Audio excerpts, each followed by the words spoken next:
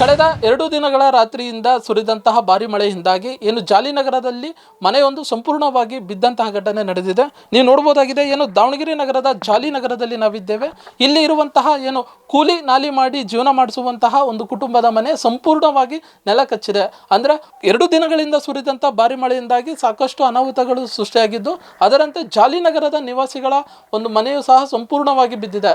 ಏನು ಗೋಡೆ ಸಹ ಸಂಪೂರ್ಣವಾಗಿ ಬಿದ್ದು ಒಳಗಡೆ ಹೋಗದಂತೆ ಬ್ಲಾಕ್ ಆಗಿರುವಂಥದ್ದು. ಅಂದರೆ ಮನೆಯಲ್ಲಿ ಇರುವಂತಹವರು ಯಾರು ಇಲ್ಲದ ಸಮಯದಲ್ಲಿ ಈ ಒಂದು ಗೋಡೆ ಕುಸಿಯುವುದರಿಂದ ಯಾವುದೇ ಜೀವ ಅಪಾಯ ಆಗಿಲ್ಲ ಎಂಬುದು ತಿಳಿದು ಬಂದಿದೆ. ಅಷ್ಟೇ ಅಲ್ಲದೆ ಮನೆ ಬೀಳುವ ಸಂದರ್ಭದಲ್ಲಿ ಮನೆಯಲ್ಲಿದ್ದಂತಹ ಇಬ್ಬರನ್ನು ಸಹ ತಮ್ಮ ಮನೆಯಲ್ಲಿ ಕರೆಸಿಕೊಂಡಿದ್ರು, ಮಕ್ಕಳು ಸಹ ಇಲ್ಲಿದ್ದರು ಹಾಗೂ ವಯಸ್ಸಾದವರು ಸಹ ಇಲ್ಲಿದ್ದರು ಎಂಬ ಮಾಹಿತಿ ಇದೆ. ನಮ್ಮ ಜೊತೆ ಮನೆಯ ಮಾಲೀಕರಿದ್ದಾರೆ, ಅವ್ರನ್ನ ಮಾತಾಡ್ಸೋಣ. ಹೇಗಾಯ್ತು ಘಟನೆ ಅಂತ ಕೇಳೋಣ. ಸರ್, ಈ ಒಂದು ಘಟನೆ ಯಾವಾಗಾಯ್ತು? ಸರ್ ಅದೇ ಸರ್ 2 ಸಲ ಅಂತ ಮಳೆ ಬಂದು ಸರ್ ಹಿಂಗಿಲ್ಲ ಅಂತಲ್ಲ. ಬೆಳಗ್ಗಿಂದ ನಾವು 4 ಗಂಟೆಗೆ ಕೆಲಸ ಹೋಗಿರಿ ಸರ್. ನಾವು ಆಮೇಲೆ ಕೆಲಸ ಮಾಡಿ ಸರ್ ಕೆಲಸಕ್ಕೆ ಹೋಗಿದ್ದು 4 ಗಂಟೆಗೆ.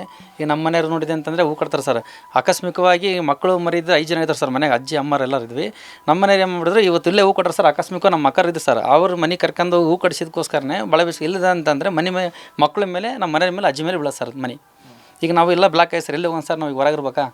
ಆ ಸಮಯದಲ್ಲಿ ಮನೇಲಿ ಯಾರು ಇದ್ದಿದ್ದಿಲ್ಲ? ಯಾರಿದ್ರು ಸರ್, ಹಂಗಾಗಿ ಸ್ವಲ್ಪ ಇದಾಗಿ ಸರ್. ಹಂಗೇನಿದ್ರೆ ಏನು ಮಾಡೋಕ್ಕೆ ಸರ್, ಕರ್ಕೊಂಡು ಹೋಗೋಸ್ಕರನೇ ಇದಾಗಿ ಸರ್. ಹಂಗಾಗಿ ಇಲ್ಲ ಅಂತಂದರೆ ಅಕಸ್ಮಿಕವಾಗಿ ಇದ್ದಿದ್ರೆ ಏನು ಗತಿ ಆದ್ರೆ ಏನು ಮಾಡೋಕ್ಕೆ ಸರ್ ನಾವು?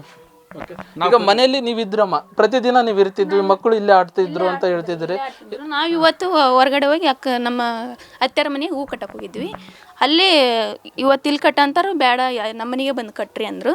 ಅದಕ್ಕೆ ಒಂದು ಅರ್ಧ ಗಂಟೆದು ಒಳಗೆ ಹಿಂಗಾಗೈತ್ರಿ. ನಾವು ಹೋಗಿ ಏನೋ ಅವ್ರ ಮನೆ ಮುಟ್ಟಿಲ್ಲ, ಅಲ್ಲ ಇದಾಗೈತ್ರಿ, ಬಿದ್ದೈತಿ. ದೇವ್ರೇ ಕಾಪಾಡಿ.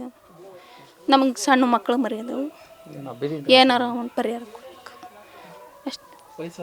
ವಯಸ್ಸಾರು ಅದಾರ, ನಮ್ಮ ಅತ್ತೆಯರು ಅದಾರ, ನಾವು ಅದೇವಿ. ನಾನು 2 ಮಕ್ಕಳು, ಗಂಡ ಅದಾವ್ರಿ. ಏನೋ ಪ್ರತಿದಿನ ಮನೆಯಲ್ಲಿ ನಾವು ಇರ್ತಿದ್ವಿ.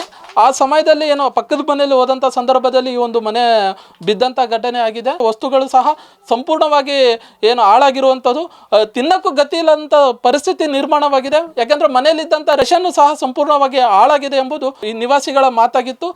ಆದಷ್ಟು ಮಟ್ಟಿಗೆ ಸರ್ಕಾರ ಒಂದು ಪರಿಹಾರ ಕೊಡಬೇಕೆಂಬುದು ಅವರ ಮನವಿಯಾಗಿದೆ. ಕ್ಯಾಮ್ರಾ ಪರ್ಸನ್ ರಾಕೇಶ್ ಜೊತೆ ಅಣ್ಣೇಶ್, ಒನ್ ಕನ್ನಡ ನ್ಯೂಸ್, ದಾವಣಗೆರೆ.